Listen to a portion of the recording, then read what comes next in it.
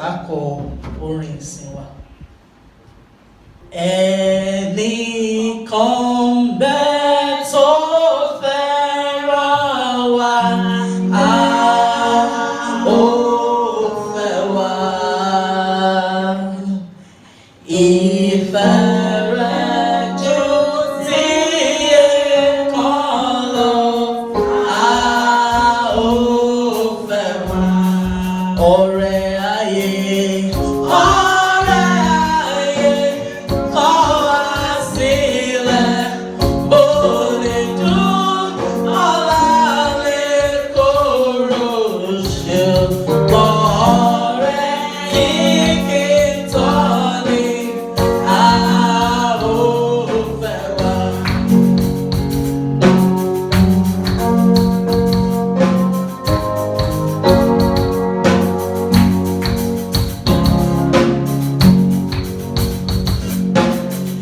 Ẹnìkan bẹ́ẹ̀ tó fẹ́ràn wa, ó fẹ́ wa.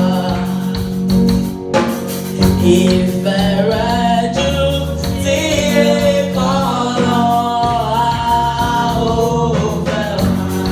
Ọ̀rẹ́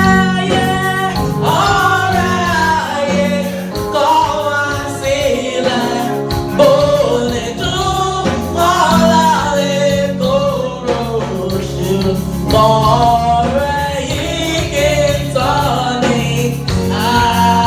ó fẹ́ wa.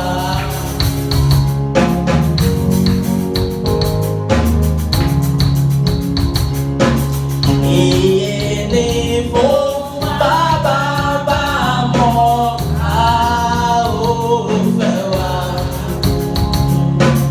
Ròbá ti jẹ́ ní gbèsè tó, ó fẹ́ wa. Ẹ̀jẹ̀ rẹ̀ ló sì fi rà wá, ní ìnàkíjù ló wá wá rè o. Ṣé mo wá sábò rẹ̀, ó fẹ́ wa.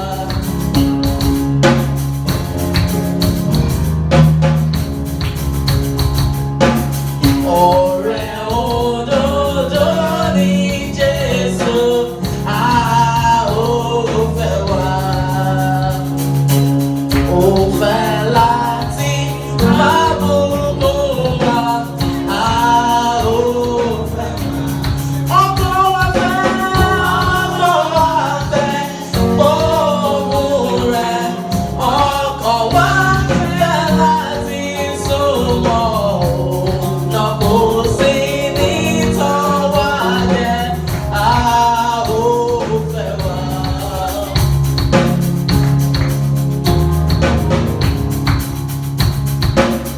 Ọ̀rẹ́ òdodo ni Jésù, ó fẹ́ wa. Ó fẹ́ láti máa bùkún wa, ó fẹ́ wa. Ọkàn wa fẹ́ gbóhùn rẹ̀, ọkàn wa fẹ́ láti súnmọ́ òun, náà kò sí ní tàn wá jẹ, ó fẹ́ wa.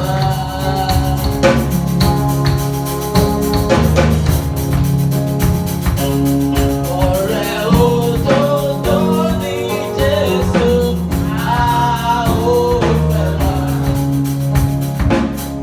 Òun ló lè ọ̀tá wa sẹ́yìn, ó fẹ́ wa. Ó pèsè bùkún fún wa, ire la ó máa rí títí, ó fi mú wa lọ sógo, ó fẹ́ wa. Ọmọ ìgbàlà ké hallelujah. Kí a tó lọ sí inú ọ̀rọ̀ Ọlọ́run lówùúrọ̀ yìí, mo fẹ́ kí a gbàdúrà kan. lè jókòó, a lè dìde, a lè kúnlẹ̀. Ohun tí mo kàn fẹ́ kí á rí dájú ni wípé a gbàdúrà yìí. Àdúrà tí a sì fẹ́ gbà láàárọ̀ yìí ó ní í ṣe pẹ̀lú orí ọ̀rọ̀ wa fún ọdún yìí. Àdúrà náà ni wípé Olúwa nínú ọdún tuntun ẹ ràn mí lọ́wọ́ láti lè jẹ́ kí ohun gbogbo kó di ṣíṣe nínú ayé mi. Nínú ọdún tuntun yìí, Olúwa ẹ ràn mí lọ́wọ́ láti lè jẹ́ kí ohun gbogbo kí ó di ṣíṣe. Ẹ gbàdúrà yìí lórúkọ Jésù. Olúwa lórúkọ Jésù ẹ ràn mí lọ́wọ́ nínú ọdún tuntun yìí, ẹ jẹ́ kí ohun gbogbo di ṣíṣe fún mi. Ní orúkọ Jésù Kristi ti Násárẹ́tì, ẹ jẹ́ kí ohun gbogbo kó di ṣíṣe fún mi. Ẹ ràn mí lọ́wọ́, ẹ fún mi ní agbára. Olúwa ẹ fún mi ní agbára, agbára ohun gbogbo ní ṣíṣe. Olúwa ẹ gbé wọ̀ mí. Ní orúkọ Jésù Kristi, agbára ohun gbogbo ní ṣíṣe. Olúwa ẹ gbé wọ̀ mí. Ẹ gbàdúrà yìí dáadáa. Olúwa gbé agbára ohun gbogbo ní ṣíṣe. Olúwa gbé wọ̀ mí. Ní orúkọ Jésù ẹ gbé wọ̀ mí.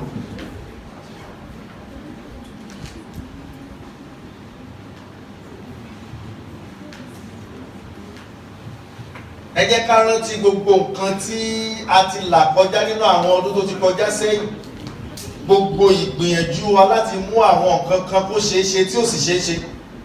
Ẹ jẹ́ ká gbàdúrà yìí pé Olúwa nínú ọdún yìí nǹkan báyìí tí ó fẹ́ dàbí tó fẹ́ takú, tó fẹ́ dàbí ó fẹ́ dàbí ẹni pé kò ṣeé ṣe nínú ayé mi lọ́dún yìí. Olúwa ẹ jẹ́ kó ṣeé ṣe.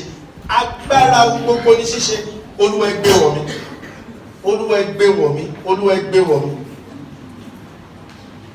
Olúwa ẹ gbé wọ̀ mí. Ní orúkọ Jésù Kristi Olúwa wa. A tún gbàdúrà yìí ní ọ̀nà mìíràn.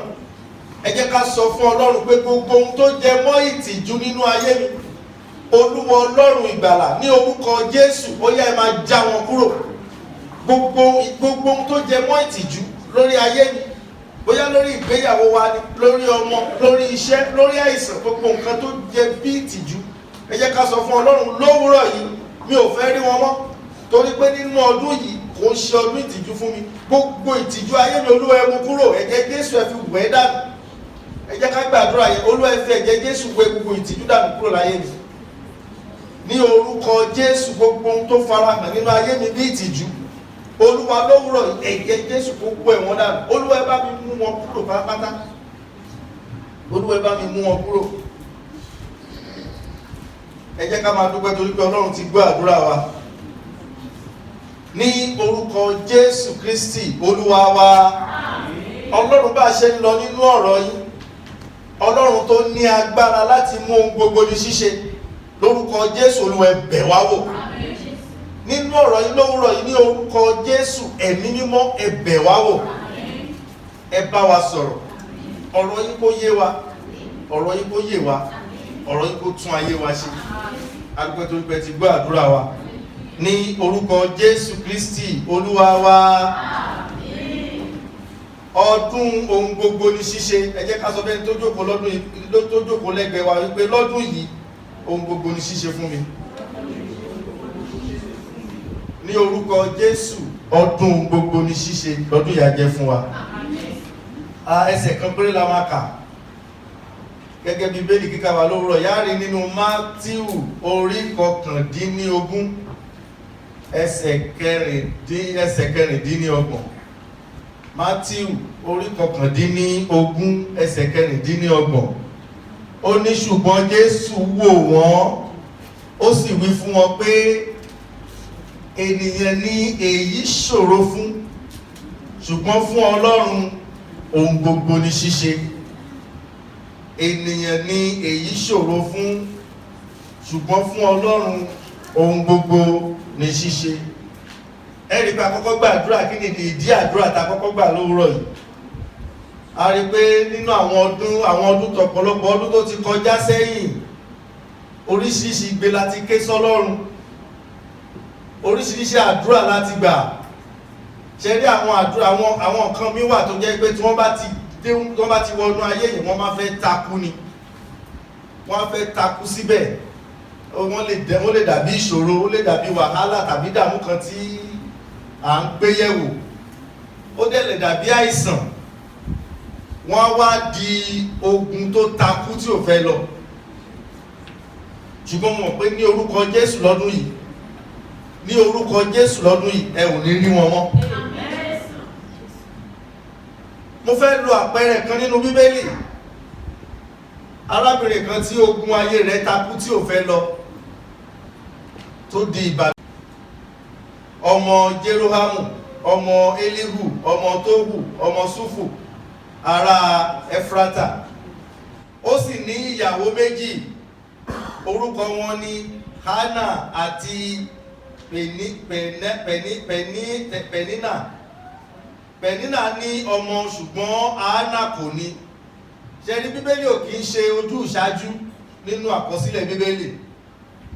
Níwọ̀nba ìgbà tí Bíbélì kọ́kọ́ dárúkọ Hánà gẹ́gẹ́ bí ìyàwó àkọ́kọ́, ó fi hàn wípé Hánà ni Ẹlikánà kọ́kọ́ fẹ́. Ní ẹsẹ̀ kẹta, ẹ jẹ́ ká bẹ̀rẹ̀ sí máa wá wọn ṣẹlẹ̀.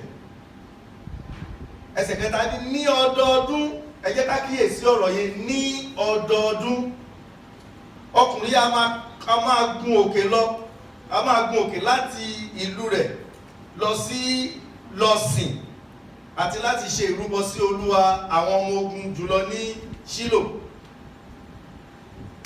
níbi tí àwọn ọmọkùnrin Élì méjèèjì, Ófínì àti Fẹ́níhásì ti jẹ́ àlùfáà Olúwa.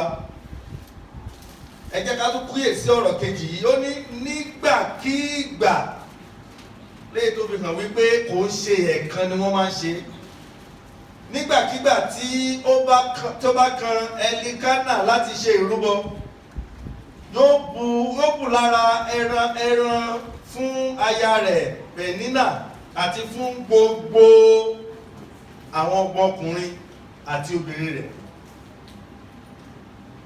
Ṣùgbọ́n a máa pín ìlọ́po fún Hánà nítorí pé ó fẹ́ràn rẹ̀ àti pé Ọlọ́run ṣe nínú. Ní orúkọ Jésù, wọn ò ní ta wá lọ́rẹ ìtìjú. Ìgbà tí Ẹlikánà bá pín ẹran, yóò pín fún Pẹ̀nínà. Bíbélì sọ wípé àti gbogbo àwọn ọmọ rẹ̀ obìnrin àtọkùnrin. Ìgbà tí ó bá wá pín ti jẹ́ ti Hánà fún, yóò wá fún Hánà ní ìlọ́po ohun tó fún Pẹ̀nínà àtàwọn ọmọ rẹ̀. Ẹjọ́ kí ni Hánà fẹ́ fi ẹran ṣe? Tàbá fún kátẹ̀ sọ pé Pẹ̀nínà ní ọmọ bíi 4, àtòun wọn jẹ́ 5, Ẹlikánà ti fún wọn ní ẹran èèyàn 6 tàbí ẹran èèyàn 5. Ó wá fún Hánà ní ìlọ́po, léyìí tó fi hàn pé òun gba ẹran èèyàn 10. Ṣé ó fẹ́ sùn sínú ẹran ni? Àbí tó bá jẹ ẹran èèyàn 10, ṣé ẹran ò kì í súyàn? Ṣùgbọ́n tó kọ́ rẹ̀ gbìyànjú láti ṣe ní pé ó dùn nínú, ó fẹ́ dùn nínú. Ṣé ẹran lè dùnyàn nínú? Àbí ṣé ẹran ni ìṣòro ayé Hánà? Lẹ́sẹ̀ kẹfà, nítorí pé Ọlọ́run ṣe nínú, orogún rẹ̀ bẹ̀rẹ̀ sí ní fi níran láti mú kí ó bínú nítorí ìṣòro ayé rẹ̀, nítorí ogun tí Hánà tó ti wọ Hánà bí ẹ̀wù tí Hánà ń gbé káàkiri kí, orogún rẹ̀ wá ń fi níran lórí rẹ̀. Ṣẹ́ni tí ayé bá ti mọ àléébù ara wa, àléébù yẹn òun ni wọ́n máa fi bá wa jà. Ẹ jẹ́ ká sọ àpẹẹrẹ, bóyá ládùúgbò wa obìnrin kan wà tẹ́ pé ojú kan náà lóní.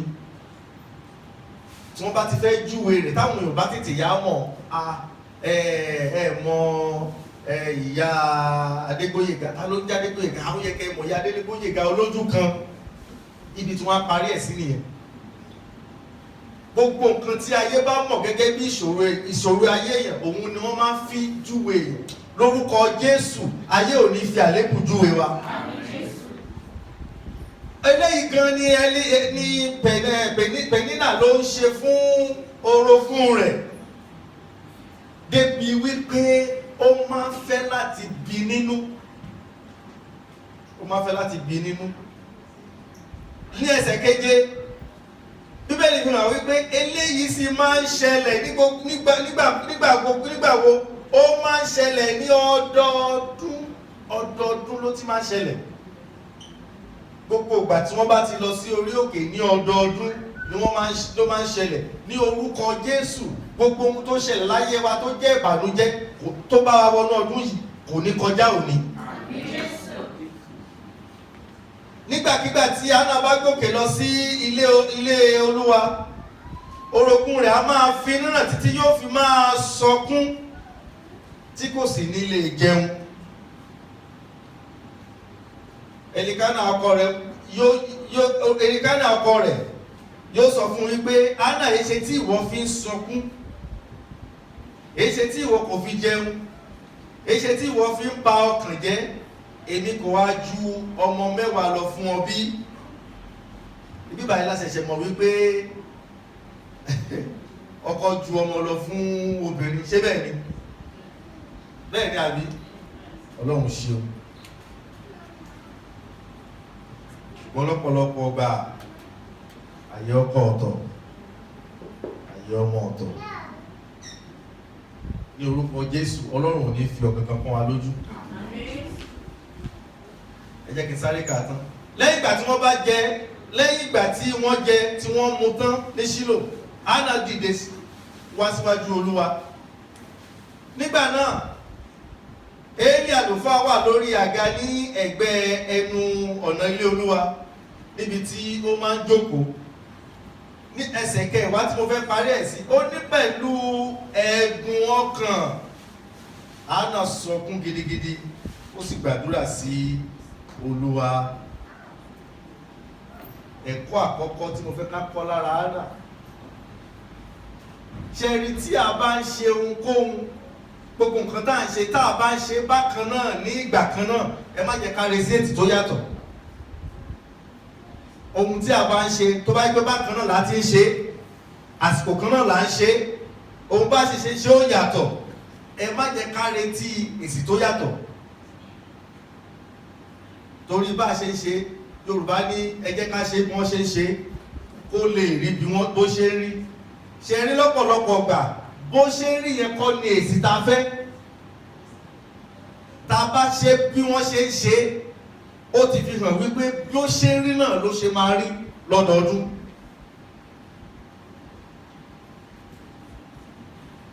Tá a bá fẹ́ èsì tó yàtọ̀, a gbọ́dọ̀ ṣe lọ́nà tó yàtọ̀. Ní gbogbo ọdọọdún, Bíbélì sọ ní gbogbo ọdọọdún ìgbàkúgbà, àwọn kankan tó máa ń ṣẹlẹ̀ nínú ayé Hánà tí ó tètè yá kíyèsí, òun ni wípé ó máa ń ṣe ojú àánú. Ó máa ń ṣe ojú àánú. Ojú àánú tó máa ń ṣe ni wípé a sunkún, ọkọ rẹ̀ á máa ṣàánú, ó máa ṣàánú fún un. Ó máa sunkún lọ́dọọdún. Bíbélì ti bẹ̀rẹ̀ kó fi hàn wá pé lọ́dọọdún ló máa sun ẹkún yẹn. Ọkọ rẹ̀ máa ṣàánú fún, ó máa fún lẹ́ran púpọ̀. Ohun kejì tó tún máa ń ṣe ni pé ó lè jẹun. Bó ṣe ń ṣe lọ́dọọdún, bẹ́ẹ̀ náà lè sì tó ṣì rí lọ́dọọdún.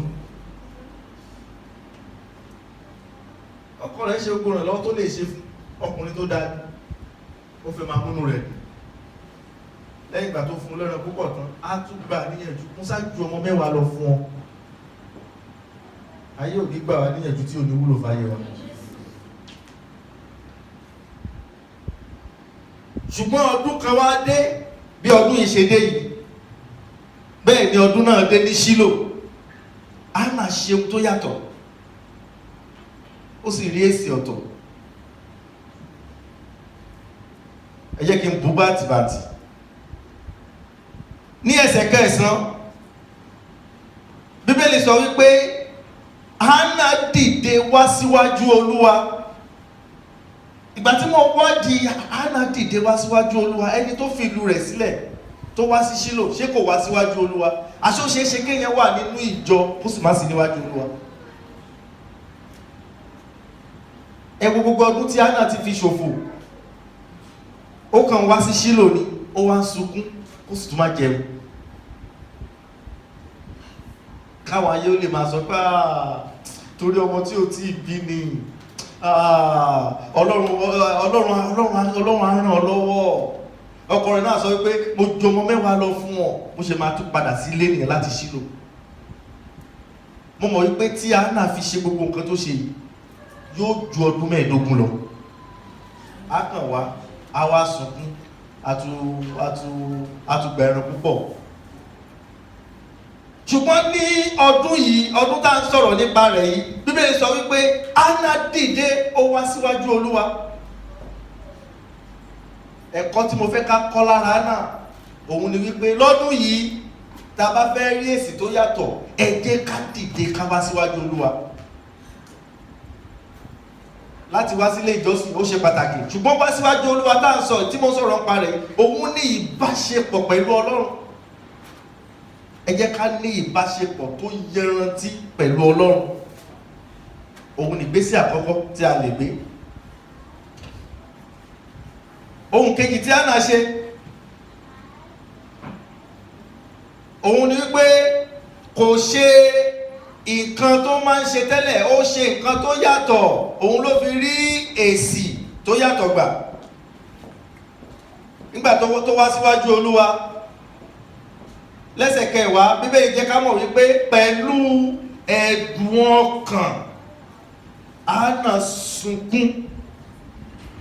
Pẹ̀lú ẹ̀dùn ọkàn. Ẹ jẹ́ ká yọ ọ̀rọ̀ ẹkún kúrò, gbogbo ẹ̀kọ́ ló mẹ́kún sun.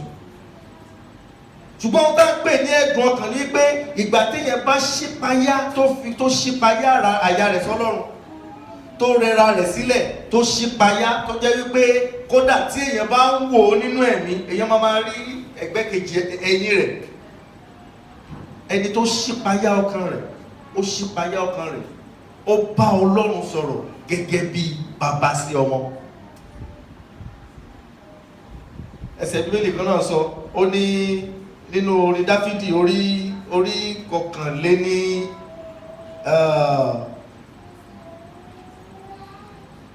orin Dáfídì orí kọkànléní 50 ẹsẹ̀ kẹtàdínlógún. Ó ní ẹbọ Ọlọ́run ni ìròbìnújẹ́ ọkàn àti ìrora àyà. Ìròbìnújẹ́ tí Bíbélì ń sọ̀rọ̀ ń pa rẹ̀ yìí kò ń ṣe pé ìgbà tí ọkàn wa bá ṣe bàjẹ́. Ìtumọ̀ ẹni wípé ìgbà tí a bá rẹ ọkàn wa sílẹ̀ pátápátá. Ìgbà tí a bá rẹ ọkàn wa sílẹ̀ pátápátá. Ohun tí Hánà ṣe lélẹ́yìí, pẹ̀lú ìbànújẹ́ ọkàn rẹ̀, ó ṣípayá ọkàn rẹ̀ fọ́lọ́run. Ohun kẹta tó sì ṣe ni wípé ó gbàdúrà. Ó ní pẹ̀lú ẹ̀dùn ọkàn rẹ̀, Hánà sunkún gidigidi, ó sì gbàdúrà sí Ọlọ́run. Nǹkan mẹ́ta tí Hánà ṣe tó yàtọ̀ sí nǹkan tó ti máa ń ṣe tẹ́lẹ̀ ní Ṣílò lélẹ̀. Ó dìde, ó lọ síwájú Olúwa. Pẹ̀lú ẹ̀dùn ọkàn, ó sunkún níwájú Olúwa. Ẹ̀kẹta ni wípé ó gbàdúrà sí Olúwa. Tí a bá lè ṣe nǹkan mẹ́tẹ̀ẹ̀ta yìí, ní orúkọ Jésù Kristi ti Násárẹ́tì, gbogbo ìtìjú ayé wa lọ́lọ́run á mú kúrò. Ọlọ́run tí kìí ṣe ohun tí kí ló ṣe? Ọlọ́run ó dìde sí ọ̀rọ̀ Hánà, ohun gbogbo di ṣíṣe fún. Ní orúkọ Jésù lọ́dún yìí, ohun gbogbo á di ṣíṣe fún wa. Ẹ jẹ́ kí a gbàdúrà. Ọlọ́run alágbára, a gbé orúkọ yín ga torí pé Ọlọ́run tó dára sí wa ní gbogbo gbàtà bá sì ké pè yín, òun ni ẹ̀ ń dá wa lóhùn. A ti gbọ́ ọ̀rọ̀ yín, a sì mọ ohun tẹ́ ẹ lè ṣe. Ní orúkọ Jésù, agbára tí ẹ lò lórí ìṣòro Hánà tẹ́ fi mú kúrò, Olúwa ẹ lò lórí ayé wa. Ní ọdún yìí, lórúkọ Jésù, ohun gbogbo di ṣíṣe fún wa. Ní orúkọ Jésù, ní ọdún yìí, ìtìjú ayé wa di ohun àfisẹ́yìn. Àdúgbò torí pé ti gbọ́ àdúrà wa. Bá a ṣe lọ nínú ọ̀sẹ̀ tuntun, ẹ máa bá wa lọ. Ògo yín kó farahàn nínú ayé wa. Ní orúkọ Jésù Kristi Olúwa wa. A kí wa fún ìfarabalẹ̀ wa lónìí. A gbàdúrà pé ní orúkọ Jésù Kristi ti Násárẹ́tì, ọ̀rọ̀ Ọlọ́run kò ní jẹ́ lásán nínú ayé wa. Gbogbo ohun tí a bá ní láti fi ta Ọlọ́run lọ́rẹ, ẹ jẹ́ kí ká má gbàgbé láti rí àwọn ẹ̀ṣọ́ wa láti fún wọn. Gbogbo àti a sì ń gbọ́ wa nílé ní orúkọ Jésù, ọdún ìyanu, ọdún gbogbo ní ṣíṣe ní Ọlọ́run á ṣe ọdún yìí fún àwa náà. Tá bá ní ohunkóhun láti ṣe fún ìjọ, ẹ jẹ́ kí a máa rí gbogbo ètò ilé ìfowópamọ́ ìjọ ní orí pẹpẹ àbí ní orí screen wa. Ẹ jẹ́ kí a ṣe gbogbo tí a bá fẹ́ ṣe fún Ọlọ́run. Ọlọ́run á ràn wá lọ́wọ́. Tá bá ti wo àwọn fẹ́ràn yìí tán, ẹ jẹ́ ká fi ṣọwọ́ sí àwọn tó ń sọ Yorùbá mìíràn.